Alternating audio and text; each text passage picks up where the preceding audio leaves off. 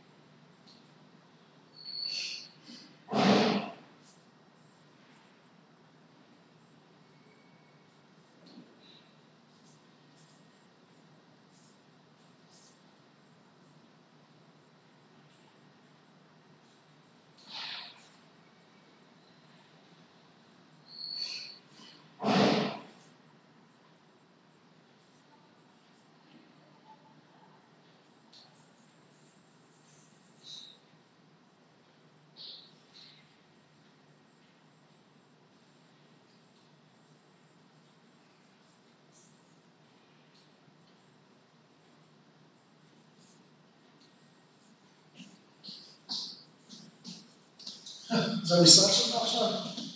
וואו, לא מחומם פה, אה?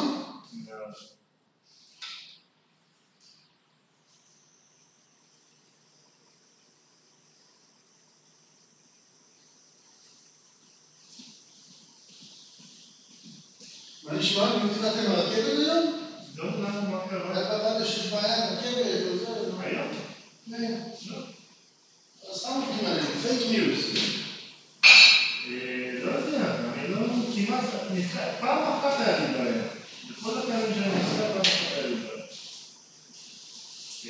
יונתן הזכיר לי שלא שלחתי את כל הלו"ז של הסמינרים בחוץ, שאני צריך לעשות זה, אבל הייתי בטוח ששלחתי...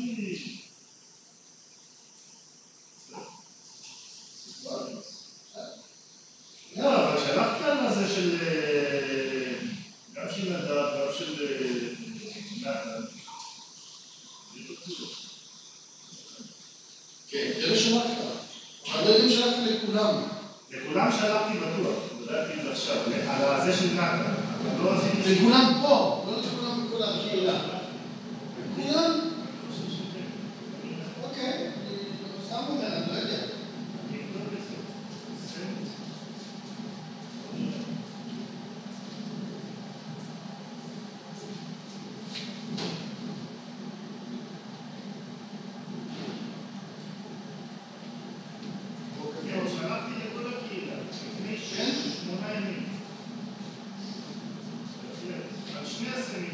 אתה יכול להרצות.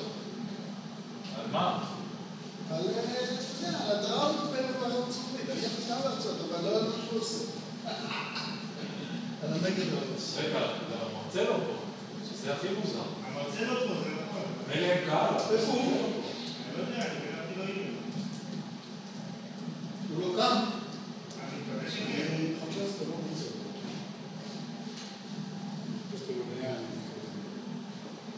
מעניין מאוד. כן, טוב, אז אני אלך למזכירות. הוא לא בבלגיה? אז ארי, לא הולך למזכירות, תגידו שתקשו לבלגיה לבדוק איפה הוא. אני שלחתי לו אימא, הוא לא ענה. אימא לא עוזר. אין לי איך ליצור את זה. בסדר. ביי.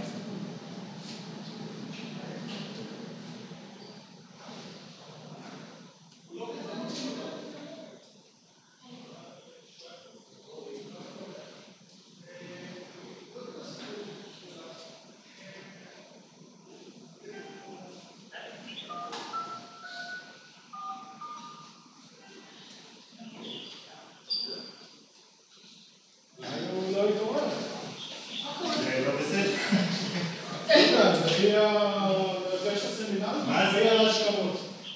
מה זאת אומרת? אחרי ההשכמות של המרצים.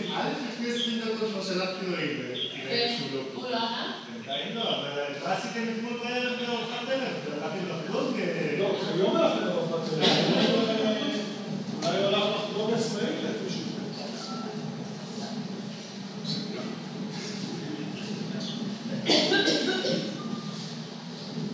חזי, שואלים למה זה לא בזמן. למה זה לא בזמן? מציינת? אתה חידושים אני רואה את זה. אין מרצה. ואתם נורמלית, אני באתי בקור הזה ברגל, מרחוק. יהיה בסדר, מקסימום הייתי... לא הלכתי להרצאה השנייה, אני יודע שיש שם כמה עכשיו. יש לו 3 דקות. 3 דקות שזה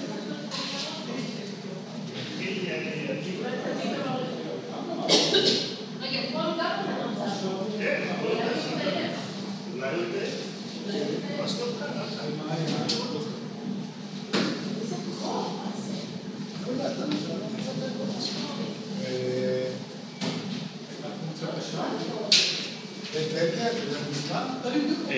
הלכו למזכירות לצלצל, אני לא יודע את המזכירות.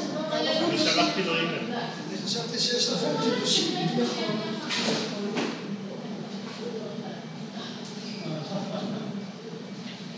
זה עובד? לא, שקר, אני חושב, אני לך, לך אף פעם לא קר. אני מתלבש שקר, אני לא משפחות.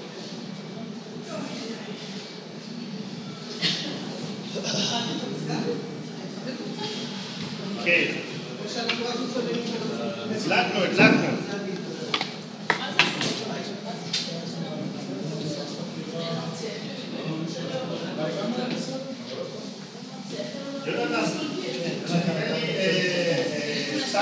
אני כבר שלחתי לך את ההקלטה.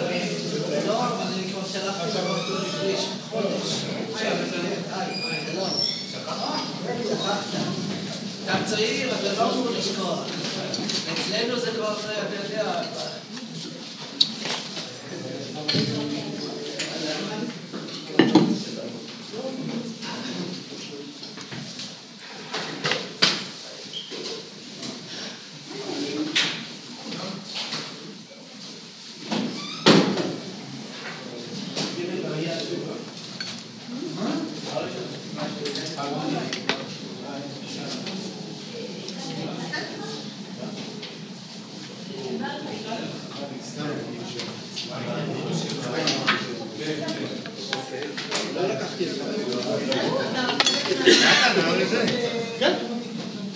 How did you sleep? You slept good? Good.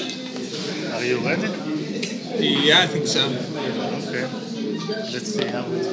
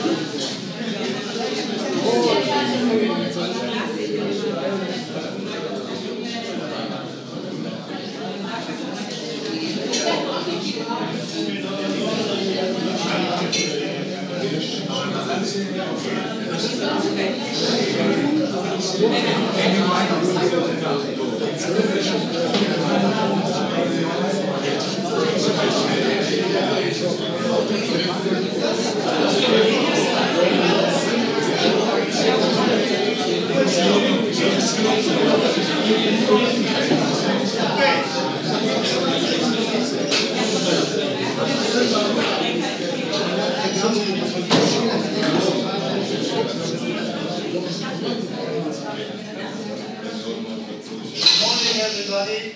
Today our speaker is Nathan Steiger from Lamont. He did his PhD at the University of Washington, and he went to do a postdoc 3 years in Lamont, and now he's a assistant research scientist in Lamont.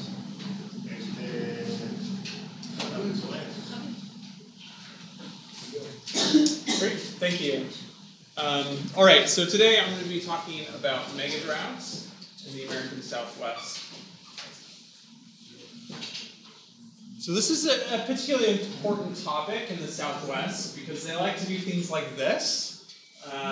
Nice, luxurious houses, swimming pools, right in the sort of place where you would expect to put, such houses. Perfectly green lawns as if they lived in Scotland, which receives 3 meters of rain, when in Palm Springs, California, they receive 12 centimeters of rain.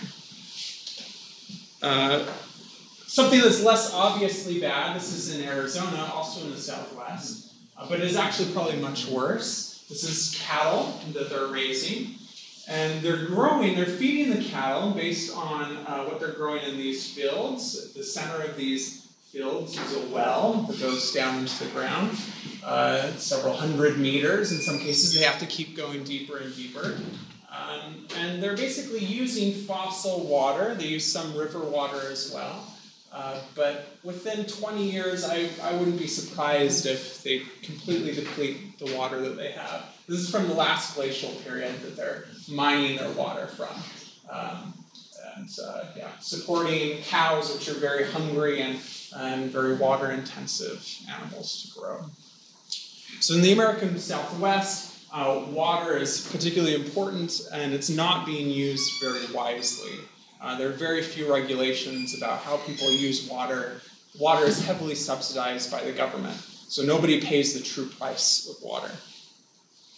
Megadroughts throughout the Central Plains and the Western US are a common feature of the climate of the system, but they happened in the past. They haven't happened in the recent past, like since Europeans have been there. As an example of this, if you look in Nebraska, these are the Nebraska sandhills. They cover about a fourth of the state of Nebraska. And they look like they're just sort of dune, or they're just like little prairie fields, but if you look underneath, they're actually sand dunes. You can see this really nicely from space, sort of classic sand dune crescent structures.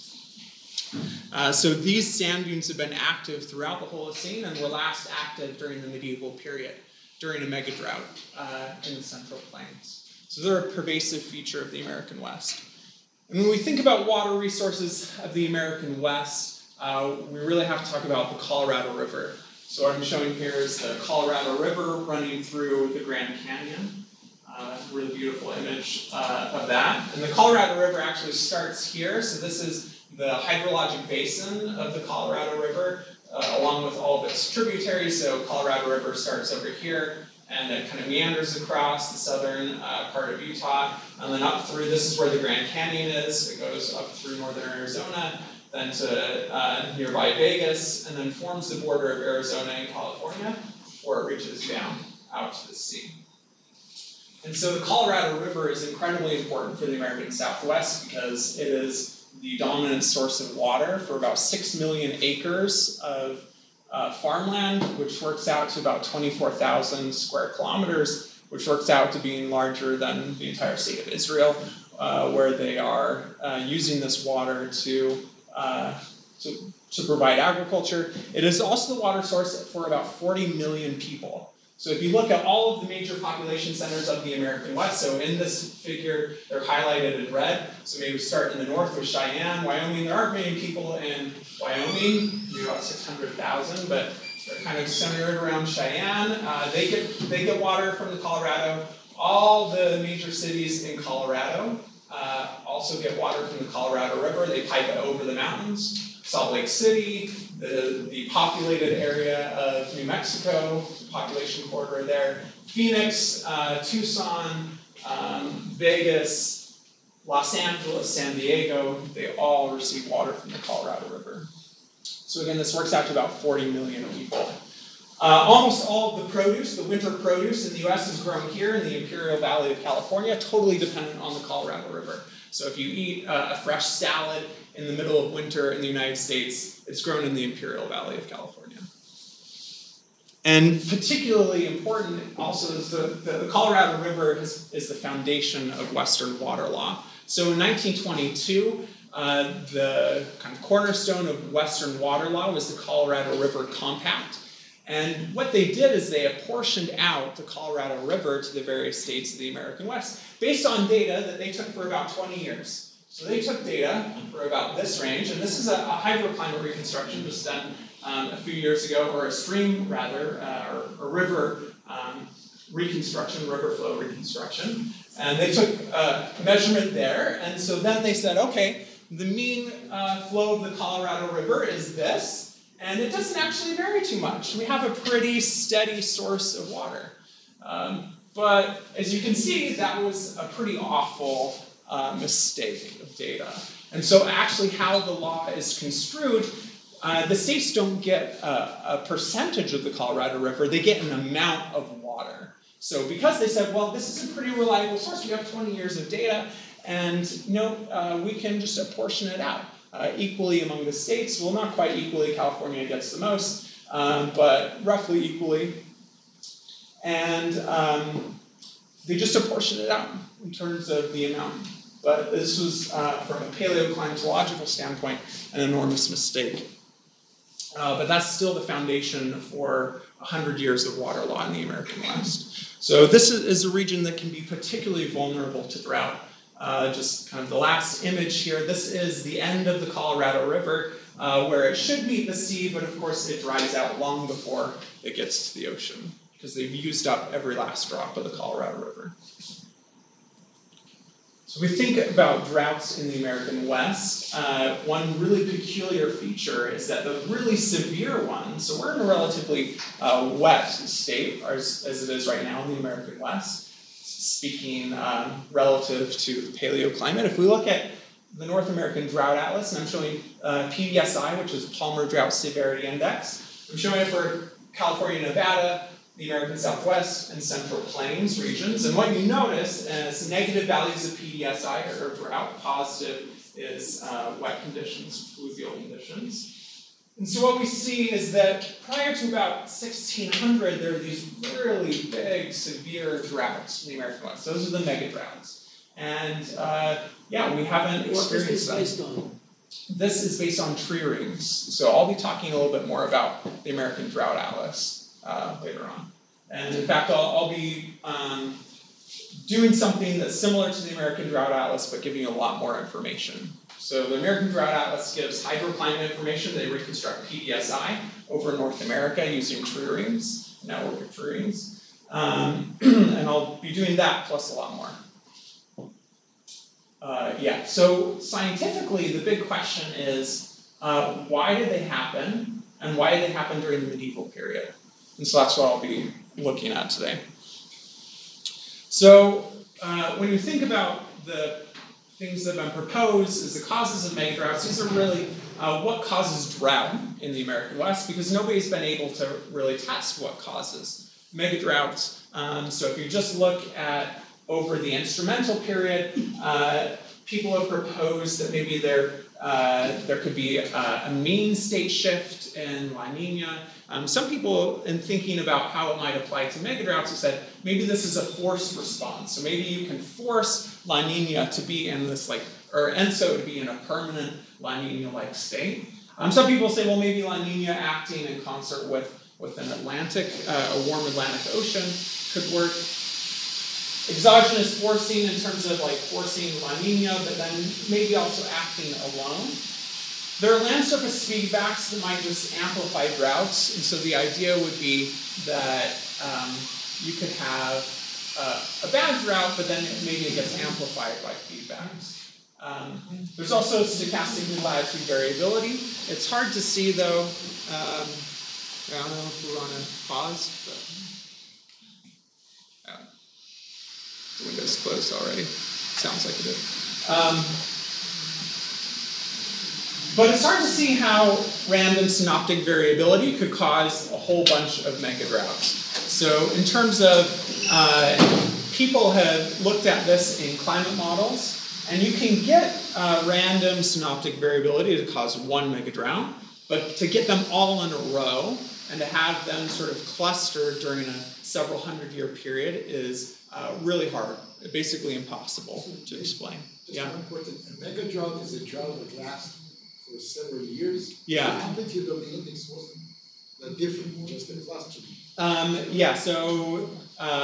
So there are different ways of defining them. So different people do different things. So some people, it's both an intensity and a duration, and some it's just a duration. So here I'll actually be using just a duration. So the definition that I'll be using for megadrought is any drought that's longer than 10 years. But in order to test these hypotheses, and I'll be focusing on these top three, you really need dynamical information, not just hydroclimate, which is what's been available before. So I mentioned the North American Drought Atlas before, so what's been really cool that you've been able to do is link basically get a whole map of what hydroclimate was like. And so this is during a period where the Anasazi and other Native Americans abandoned a lot of their cities. And it happens to be during a drought period. And so that's pretty cool that you can see that and make correlations to Native American civilizations. But the North American Drought Atlas tells you that it was dry. It doesn't tell you why it was dry. And so that's really, scientifically, something that we really want to know is why does this happen?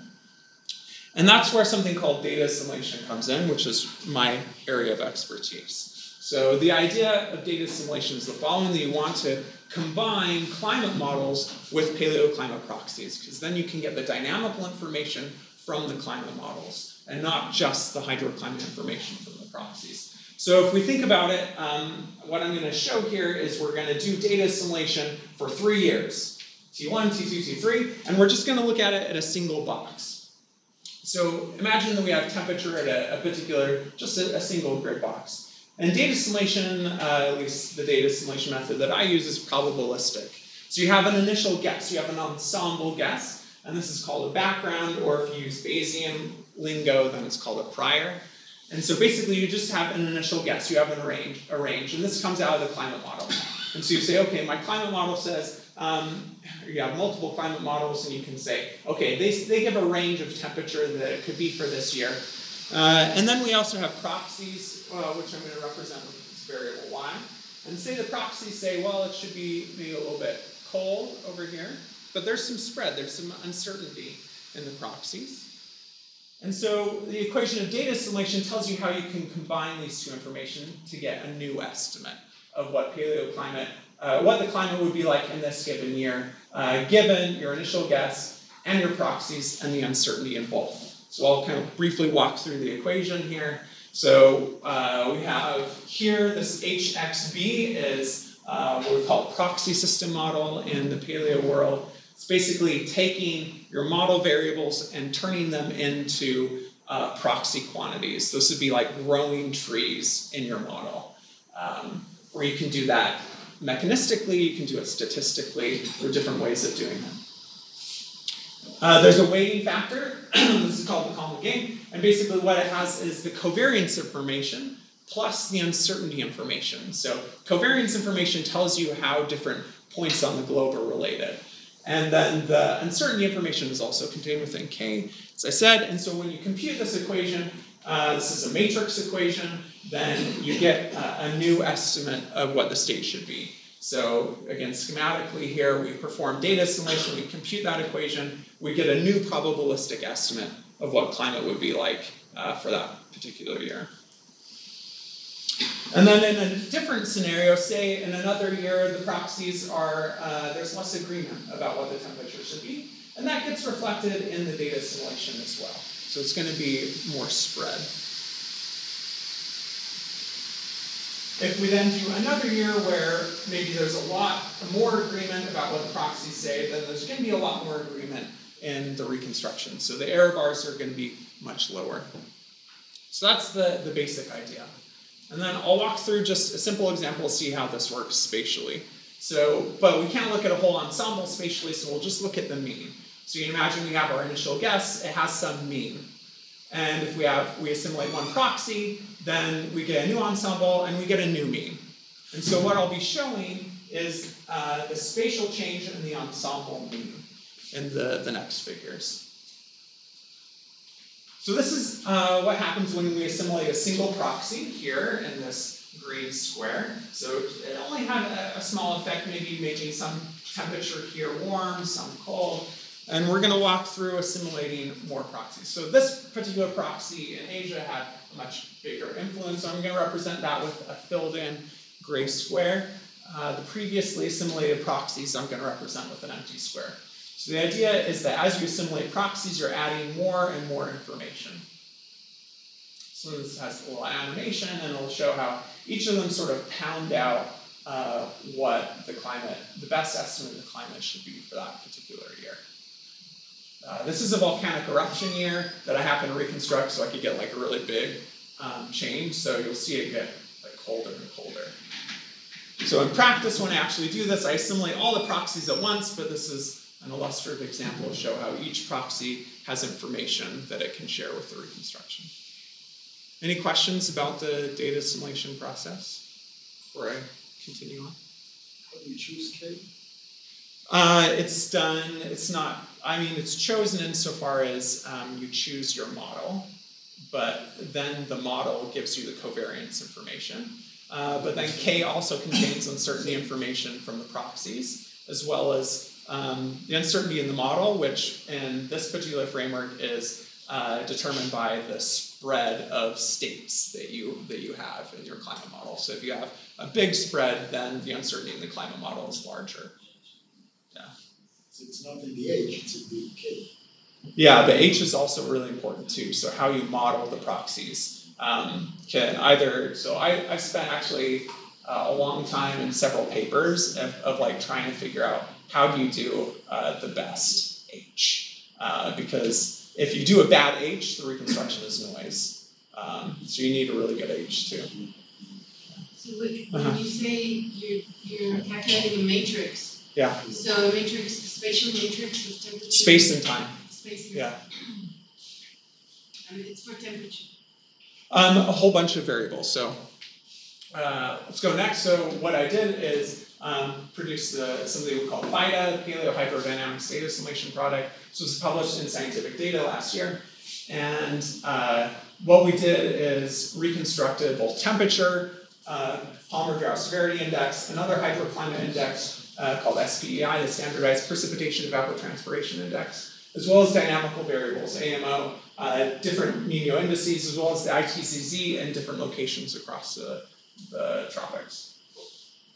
This is publicly available at Zanotto.org, so if you're sitting there and you say, hey, this might be really cool to have a hydroclimate reconstruction, maybe I could look at something in the past, you can download it for yourself and look at it. We use the CESM lesson learning ensemble, and I'm using statistical proxy system models for this. The proxies that I'm using is this particular network is about 3,000 proxies. This is the largest proxy network that's been used in any paleoclimate reconstruction, though the number does drop off fairly dramatically in time, particularly with trees. This is how FIDA compares with the drought atlases. So there have been several, but they're only kind of in regional locations. And so I'm just showing the correlation with different drought atlases and the correlation over 500 years. The correlation is approaching 1 for about 500 years. They're very highly correlated with the drought atlases. And so in this paper, Scientific Data, we do a lot of verification of the reconstruction product, both the hydroclimate fields as well as the dynamical indices. So this is verification of the reconstruction is in this kind of pinkish red, and then observations are all in black. So AMO, ITCZ for South Asia, Nino 3.4 index. This is the coherence of Nino 3.4 with the observations show that even at longer time scales, it's doing pretty well. Showing here also correlation. And then another metric called the continuous rank probability skill score, which is a way of assessing how well your estimate does in a probabilistic framework that takes account of the uncertainties in the reconstruction, not just the mean. So it also varies between 0 and 1?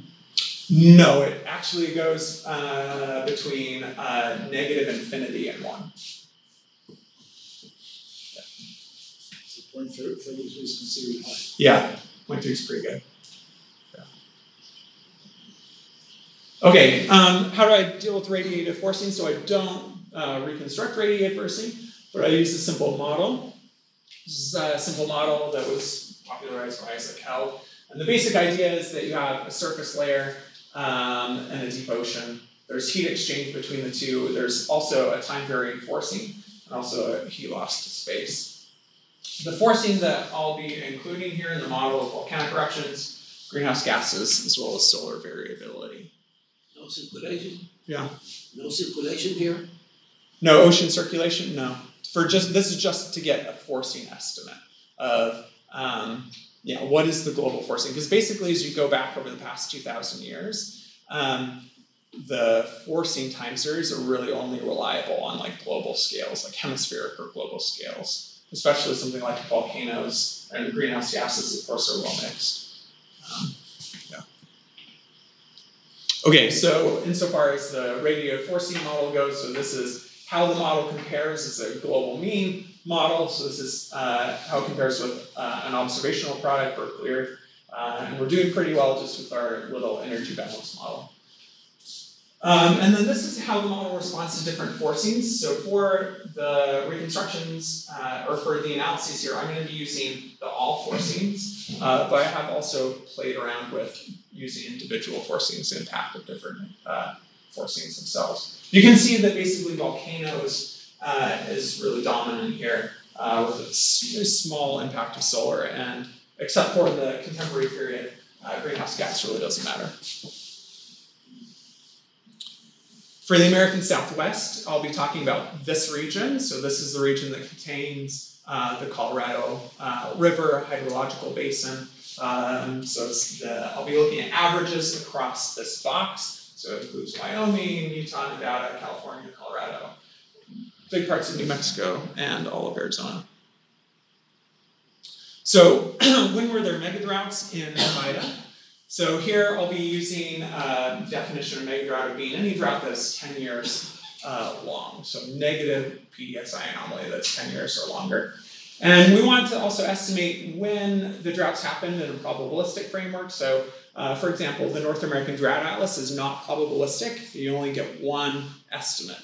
But we have an ensemble, and so we wanted to say, okay, we want to do this where we have, high agreement, but across all the ensembles. So we said, okay, we'll take a megadrought if 90% of the FIDA ensemble agrees that it's a megadrought. The analyses that I'll show later on isn't sensitive to this particular choice of thresholds. You can move it down to like above 50% and still get the same results. The North American Southwest PDSI here, I'm showing the annual mean in gray, and then an 11-year filtered version in purple. And then the highlighted periods are the megadroughts. So you can see these big excursions in PDSI all happening prior to 1600. So just as a reminder of the mechanisms that were proposed, we have La Nina, AMO, as well as forcing. So why might ENSO be important? So this is the kind of dynamical understanding that people have generated based on observational data. ENSO seems to explain a lot of hydroclimate in the American West. They can explain up to 40% of the interannual variance, depending on the location. And the basic intuition here is that ENSO modulates the location of the storm track. So it affects where the storm track goes. And so during a La Nina, which is what this is showing, storm track tends to go north. It runs right into Seattle, making Seattle nice and wet, but the American Southwest dries out. For the AMO and for the Atlantic, this hypothesis is much less certain. There have been several ideas about how it might influence drought in the American West. And they all kind of revolve around this idea that the North Atlantic subtropical high is interacting with different circulation features to increase aridity. But this is much less certain. Contours and relations. What are the contours? Contours are, so the colors are hydroclimate, and then contours, I think, are temperature. But I don't remember. Okay, so what do we get to? What are the results of the FIDA? So I'm showing here is the Nino 3.4 reconstruction. And so this is going from the year 800 to 2000. So I limit the analysis year 800 because a lot of proxies start dropping off. So it's not super reliable prior to that period over the entire American Southwest. We're just going to limit the analysis to the year 800. So the gray error bars are the 5th and 95th percentile of the reconstruction. The mean is in black. And megadroughts are highlighted. And then what I'm showing here off to the side is the PDFs during the megadrought, so the orange ones, and then as well as two references. So we have the reference, the post-1600 reference, And I'm just going to 1925 to not get any global warming influence. So I want to not worry about the influence of global warming, so I'm just going to about 1925. And then the black PDF is going to be all the non-drought, all the non-mega drought years. So what we can see is that during the mega droughts, we have the shift of the Nino 3.4 index to colder temperatures. If we look at the AMO, we get a slightly different shift. We get basically that the whole state shifts warmer. So it's not just during mega drought years. So this is basically this idea of there being a little bit colder in the Atlantic during this period, and then there being a slight warming as you go back in time. But notice that the x-axis here is very different. So this is from 4 to -4, and this is 1 to like 0.7, -0.7. So the variability here in the AMO is much, much smaller than the variability in Nino 3.4. If we look at the forcing, so this is the full forcing estimate.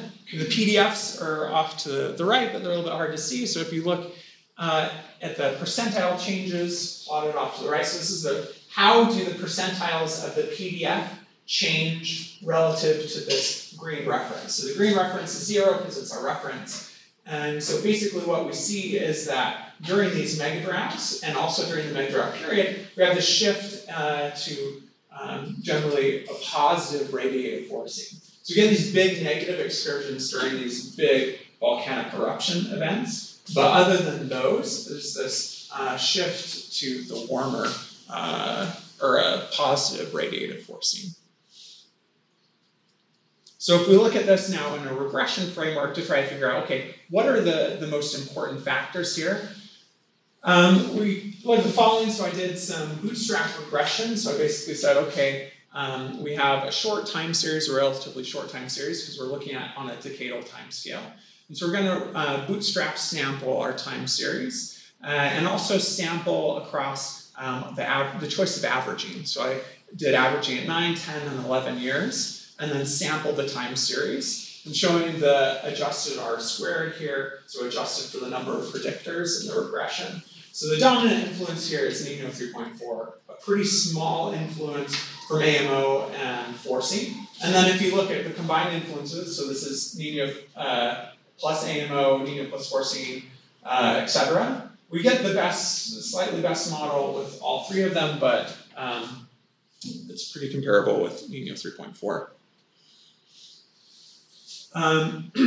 All right, so are any of these variables radiatively forced? So if you recall, one of the hypotheses for maybe explaining megadroughts is that Nino 3.4 is forced into a cold state.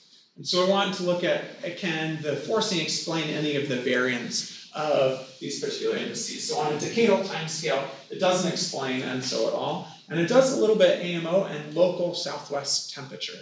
So this is the local 2-meter temperature that's averaged over the American Southwest. So the idea here is that the forcing would be basically warming the American Southwest, increasing the aridity. So you increase, when you warm it, increase evaporation, increase aridity. So, but then specifically we want to look at megadroughts and not just decadal hydroclimate, shifted into a logistic regression framework. So logistic regression is like regression, except the variable that you're trying to explain is a binomial variable. It takes either it's like 1 or 0, and so it's either megadrought or it's not megadrought in this case. And so what I did is bin the time series over the megadroughts, and then there are big periods where there aren't megadroughts, and so I made bins that were the size of the average megadrought. And in the regression, I also weighted all the bins by the size, or weighted the regression by the size of the bins, so that they all would be as fair as possible. And so what I'm showing here is the regression parameter for each particular variable. I've standardized the variables before doing the regression so that you can compare the relative influence of them. And then the numbers I'm showing here is the percent of these regression parameters in this bootstrap framework that are above or below 0. So the big kind of takeaway here is that Nino 3.4, if we're comparing the size here, it's about twice or a little bit more than twice as important as any of these other factors. Forcing is positive, but it's less certain. Given that the PDFs all shift positive and that we also get a positive influence on a decadal scale regression, then I'm going to say that I'm going to be a little bit more confident than this particular regression shows and say that positive forcing, we're pretty confident that it's going to be a positive forcing. We also tested a null variable that's just a random variable, and it's definitely very statistically distinct from what we get with forcing, but with the caveat that it's less certain with forcing than AMO or Nino.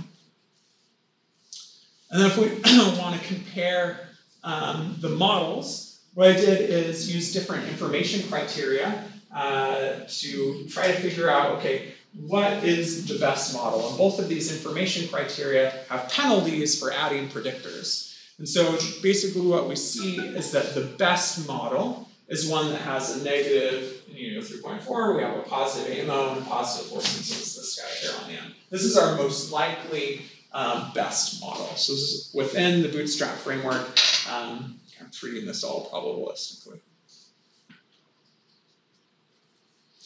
I also wanted to test this independently. So I sort of assumed from the outset that the AMO and the Nino 3.4 are really important. But can we do this independently without assuming it, just taking a data-driven approach to the question? And so what I did is use something called self-organizing maps. So if you're familiar with like an EOF analysis, it's fairly similar. But the idea is that you have an algorithm that can tell you, can give you like a reduced space. It can tell you that the climate system has certain preferential patterns. And it'll tell you on kind of an even distribution what those patterns are. So I asked the SOM algorithm to give me 8 patterns. I've tested this with other numbers of patterns. And so basically what it does is it identifies these fundamental patterns of SSTs. And then what I'm showing here are the 8 patterns that it has identified over this period, 800 to 1925. So that's the SSTs. And then the algorithm also assigns each year's SSTs to the best matching pattern. So it takes all these patterns and says, okay, we have 8 patterns that describe how SSTs vary over this period, and each year gets binned into a particular pattern. So it says, oh, this year is most like this pattern, or this year is most like that pattern. And so then what I did is then composited PDSI, which is what I'm showing over land, over those same years that correspond to each pattern. So basically this is showing us, this is how both SSTs and hydroclimate across the globe, these are the fundamental patterns that have happened over the past 1,500 years or so. So then the question that we can ask, given this data, given this framework, is there any unusual frequency of pattern in certain megadroughts? So we look at the pattern frequency changes during megadroughts, and this is in the boxes below. You see big changes, especially in this La Nina like SST states, as well as this one. You see big decreases in the ones that are El Nino-like. But definitely the biggest by far is this one, pattern number 2, which is this nice El Nino with a big drying in the American West. So we see from the data itself, not assuming a priori, that ENSO and the Atlantic are important. We see those influences. We do see this also kind of a positive Atlantic, but it's not super strong. Part of the analysis, in order to do this, you have to standardize the data, or you have to detrain the data. And so that could also be removing the AMO trend that might be having an impact here. So big thing that comes out is ENSO is really important, just like we saw in the regression framework, with a small influence from the AMO. All right, so I could then offer here a unified theory of Southwest megadrought. So this is the first time that anyone's been able to actually directly address what causes mega droughts in the American West. So kind of unifying all of these different hypotheses that are proposed, would say that this unusual frequency of cold, tropical Pacific SSTs, these are unforced La Niñas that can explain megadroughts in conjunction with warm state shift and warm fluctuations, like decadal fluctuations in the Atlantic. Also positive radiative forcing, which we interpret as being a local American Southwest warming. And so these combined influences increase the odds of megadroughts and lead to both the clustering during the medieval period. So we have all these factors can lead to megadroughts, plus how they changes the probabilities of megadroughts and tip them into favor of it being really favorable prior to about 1600. All right, I'll just kind of conclude here with like future directions. Where am I going from here? So I want to keep looking at drought and megadroughts. In fact, I have an NSF-funded project where I'm the lead PI to look at this for both the American Southwest as well as other locations, looking at Mesoamerica as well as Chile and Argentina. So I say, what are the dynamics of megadroughts in all of these regions? Do they have common themes? Is ENSO dominant in all of them? And then given these dynamics and forcings, what is the risk of megadroughts in the future? What does it imply, given that forecasts of global warming might say that certain dynamics are going to be preferred to others? Is that going to increase or decrease the risk of megadrought going into the future? And then also thinking about the dynamical causes of extremes. What caused these extreme temperatures in Americas, Europe, and the Mediterranean over the past couple thousand years? And then given these extremes and our understanding of these extremes, how have they related to crop losses and population changes? So it's kind of a brief idea of where I'll be going, but I'm happy to take any questions about science or anything else. Thanks very much.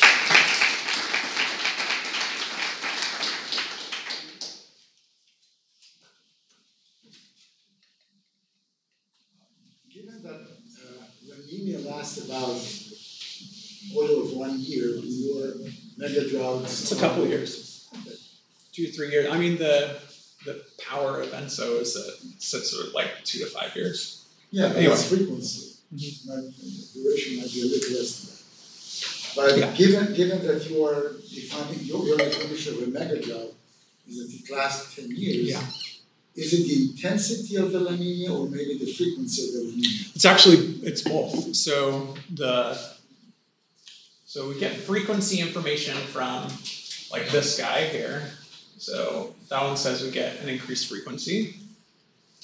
And then the PDFs say that not only is it frequent, it's unusually cold. So it's also these really big, strong La Niñas. Yeah? You considered other variables other than temperature controlling the region. So wind speed and direction or other climatic variables that are maybe associated with winds. No, I haven't looked at wind, so in part because I didn't reconstruct wind in FIDA. I'm not sure that it would tell you much different rather than, because like, so you're thinking, so, right, all this is like a longer than interannual timescale, so it's interannual to decadal timescales. And so like the climate variability that's happening at those timescales isn't like short wind fluctuations. Like it's related to dynamics that are happening on longer timescales. Yeah, just thinking that maybe temperature is not directly linked to temperature with aridity. Yeah. So ENSO isn't just temperature. Like it's a whole couple phenomena. Yeah. But yeah, no, I mean it's possible. So the reason again why I sort of focused on these is because they're what we see affecting droughts on an interannual timescale. So that's why I focus on. But yeah, I could potentially look at others too. Yeah. So it seems like you say it's mostly random, right? It's not forced. So why we don't have any mega droughts for the last 400 years? Is there something? Yeah, well, so I do think it is forced. I do think there is a forcing component. But ENSO doesn't, so basically what you see in the reconstruction is that ENSO has variability that was different during that time period versus what's going on now.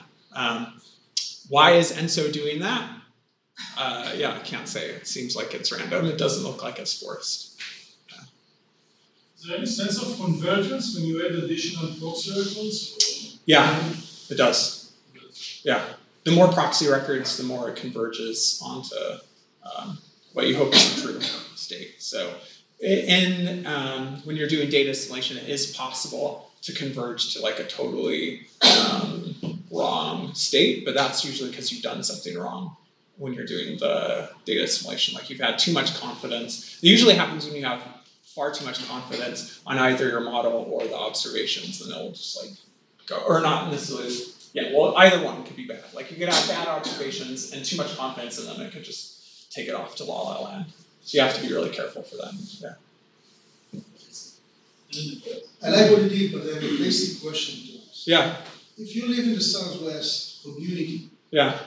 for 25, 30 years, everyone talks La Nina droughts. No floods, no flows, no rain.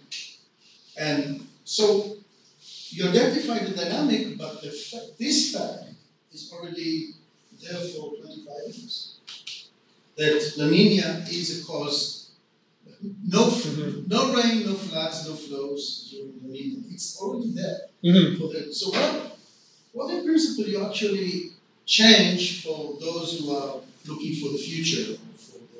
Because so it's always, so I'd say it's all those components of Nino plus AMO plus forcing. So this is the first time actually that anybody's shown that forcing has an impact in the paleo record, like directly on Southwest megadrought. So definitely going forward, where we expect forcing to increase and aridity to increase in the American West, that's definitely a really important component. Yeah. You decide something of precipitation and temperature. You compute each of them separately and compute the PDSI. Yeah. So yes. Less precipitation or stronger temperature. You mean what are the dominant controls on PDSI? Is that what you're saying? It depends on what PDSI is doing. So for global warming, if you compute PDSI and GCM simulations that go forward, temperature is the dominant influence, but it's built to be relatively like both affect it. Like it's not necessarily that one dominates, though I would say in general, if we're making a general statement, temperature is the most important factor in determining PDSI. Because there are formulations of PDSI that actually just use temperature that work like reasonably well, but they miss a lot of things, especially like pluvial conditions if you use that particular formulation of PDSI. In the forcing, what's the weight of the different components? They're equal. So the forcing in the model. So I mean, they all come out in the model. So the model says which ones are going to be most important, but the forcing components are additive in the model. Like when they go in, it's additive. Your database appears to be global. Yeah. So, of course, the questions you're asking are about a particular area. Yeah. How far away are you from essentially being able to get a similar answer from just about any other point on the globe? I could do it today. In fact, that's the next project I'm working on. I'm working on it. Yeah. Different location, though I will say, so I had really high hopes that I'd be able to do Africa. But basically what I found, so this is probabilistic. So you get error bars, and I looked at Africa, and basically error bars sort of blow up prior to about like 1700 in Africa. So it's like, oh crap, can't do Africa. But there are other places that do a lot better. Huh? You have sufficient number of proxies? No, that's the biggest problem. Yeah, and there are a lot actually in North Africa that just weren't in my proxy database. So maybe including those would be really helpful. So I have plans to also update this reconstruction product with more proxies. Yeah. The proxies may be distributed unevenly in space and in time. Yeah. and so they may be clustered in some spaces, in some times. Yeah, they are. What do you do about that in order to get spatially distributed answer? The data assimilation takes care of that. Yeah. So I mean, the algorithm optimally combines all that information to get these gridded fields. Now, I will say though that different locations, like I mentioned before, have different uncertainties depending on the location, which is usually related to like, are there proxies there or not? Or it's related to the fact of, is there a really strong teleconnection between where proxies are and that location? So for example, the Central Pacific, teleconnection, like the highly correlated. There's covariance information. Like, so if you're thinking, so like for example, if we take the Central Pacific, there aren't all that many proxies there other than a few corals, but that's actually the place where, one of the places where I have the highest confidence in the reconstruction, because ENSO is teleconnected, it's correlated with a whole bunch of different places on the Earth. And so you can get information about what's going on in the tropical Pacific by knowing like what's going on in North America and South America. You can nail it down pretty good, actually. I guess the method itself can be validated using even more data. The more proxies you get, I guess you can convert to a certain result. But how dependent is this analysis on the actual climate model that you use? It's actually not all that dependent. So what I did do with CESM is I bias correct. So in order to make FIDA, I bias corrected the model climatology to observations, which seems to get rid of a lot of like intermodal differences. So they're all bias corrected the seasonal cycle. And then you average onto annual timescales. I don't see big differences. Like it's really similar, surprisingly similar. So it's definitely something I've tested and was surprised to get a similar answer. Okay, thank you very much, Nathan.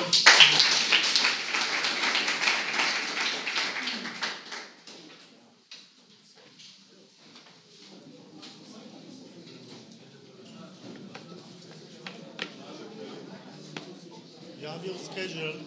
Huh? You have your schedule. I do. Okay. Do you get alone in the building? Do you find yourself? Yeah, I think so. I think I can navigate. Okay. Yeah. You have lunch. Fezi told me that you're going also for dinner today. Okay. Is there a place where I could put my backpack?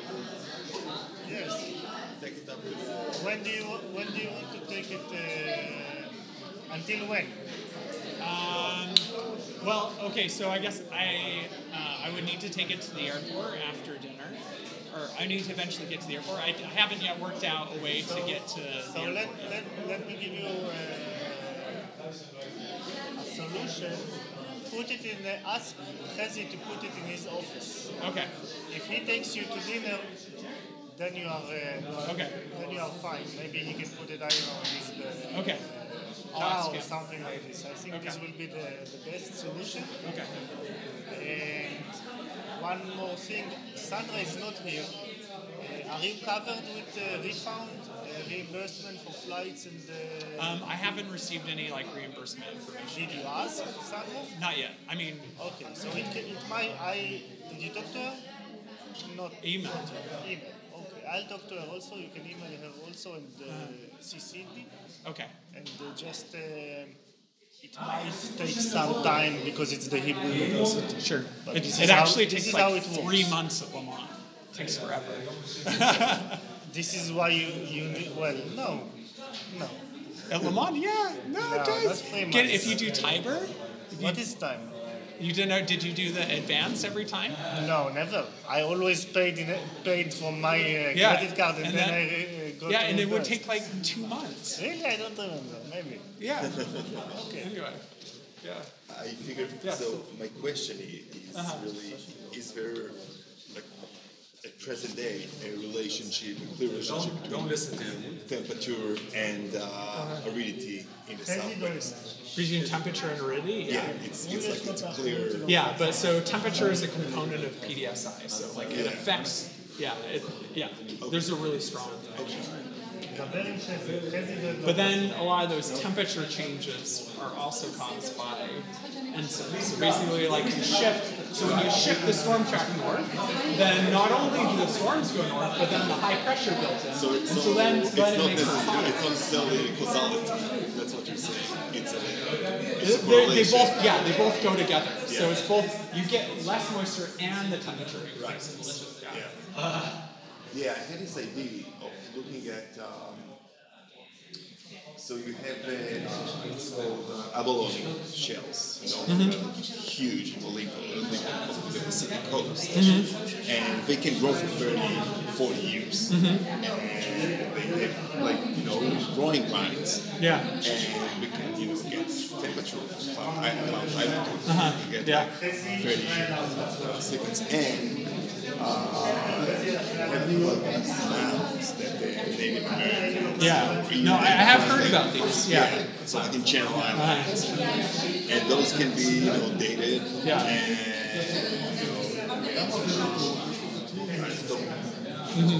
the bulk composition, so you get some idea of the variability of the intensity and temperature, and some idea on human occupation on the island. I was reminded of this idea. It's like some folders next to my computer. No, it would be super cool. I mean, what would be most useful is having a time series of that, like where it's connected instead of like these. So what I've seen, my memory is that it's these short little segments of information, or like it's like a couple hundred years. You get like 30 years, you have some big error, but then you have 30 years that are time sequence. So you'll have like 4 ENSO cycles or so. Those are cool. You get some information. It's all biased to human occupation. And like when they're fishing, which has an influence of like, so like there aren't any fish when it's an El Nino. They don't go out. There was a question of was it permanently occupied, people think they're all the time or they're moving in and out. It's unclear. But still a record that can be. Anyway, cool topic. Thanks. Nathan, I have a question. I generally don't ask questions during talks. So you give us the reason for drought, but do we know why subtropical Pacific SST would remain cold? Why it would like to be cold? Why it kept being like? Why are there periods where what's forcing the SST to remain cold such that it can maintain aridity? So I guess I would say why does ENSO have to be sort of constrained within a box? Like maybe it likes to have centennial variability, and it just. But those are words. It's not an explanation. So basically, like there is no end of an explanation, right? Like you see this really strongly in physics. Like if you just keep asking like deeper and deeper, then you just end up like at circles in the bottom. Yeah, but still, the strange part is for 400 years we didn't have this mega drought, so it cannot be just random, right? So what? And it's entirely. It's also forced. Yeah, so what is the force response? So what was it the force? It's a local forcing. Yeah, the sun. So why is local? Sun plus volcanoes, and so then it's having a local influence. Okay, so the last 400 years it's driven, you think, by forcing by sun and volcanoes? Yeah, so during that period, there's both increased solar irradiance, and there's also fewer, larger volcanoes. We try just to analyze, just the entire period we had made out versus the periods the 400 years without. Just compare these two very different eras. We have 400 years with a lot of megadouts and 400 years without. So compare, you see what I mean? Not compare every 10 years been, or just compare these two. So in the PDFs, that's what I was showing. I was comparing like the period without and the period with to see what changes. And yeah, so that was one of the major results that I was showing. So yeah, that's when ENSO gets colder, AMO gets warmer, and